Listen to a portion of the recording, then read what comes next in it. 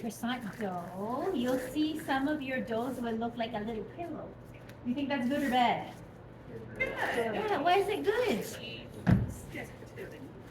Yeah, the yeast is working.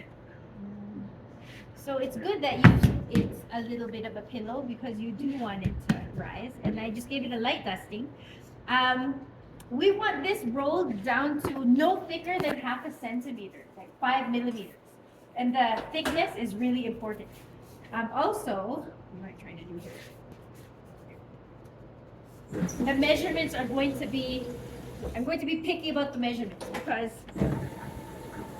one, we don't want to waste any dough, right? We don't want to, want to have as less trimmings as possible.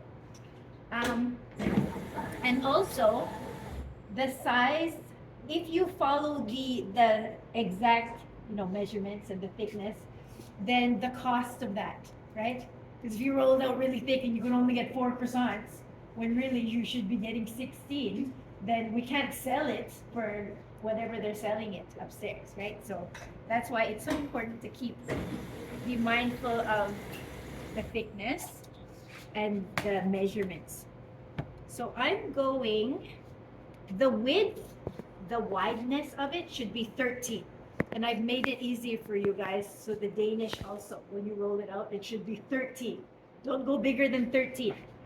But the length of it, I don't care how long you go. So I'm going to measure out the 13 first, the width of 13, and be mindful also that this dough is yeasted. This is 12 right now. Your ruler is going to be your friend in this class. You always use your ruler. I've got 1 inch to go this way.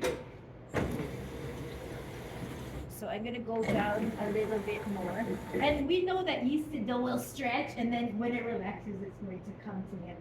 So right now, it is 15. So I'm going to lift it. I'm going to lift it and then just let it relax. And then now I'm going to go long. I don't care how long it is. I just want to make sure it doesn't go wider than 13. So, obviously, as you go smaller, you saw it with other doughs, it could get caught in the machine. So a trick for not getting it caught in the machine when you go smaller is as it's really getting started,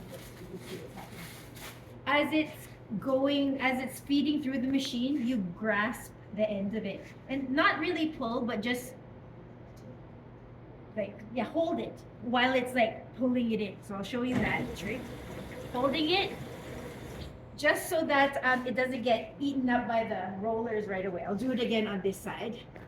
I just grasp it as it's rolling it through, and then that way it kind of pulls it and stretches it thinner. You can get it. That's a technique you'll use when you're rolling out your puff as well, unless you want to roll it skinny with your hands. But the machine will do it for you if you grab onto it and make sure it just gets. There's some tension. That's what I'm trying to say. But there's some tension. You'll notice that I didn't make it any smaller and just let it pass through a couple of times. And then again, if I let it relax, we have to let this relax a lot before we cut it, because you can imagine there's lots of tension being pulled as you trim it. There we go, that's 13. In this area, it's not. That's okay, I'll have a little bit of trim. Okay, any questions about this? So you go thinner, do that little trick of grasping it.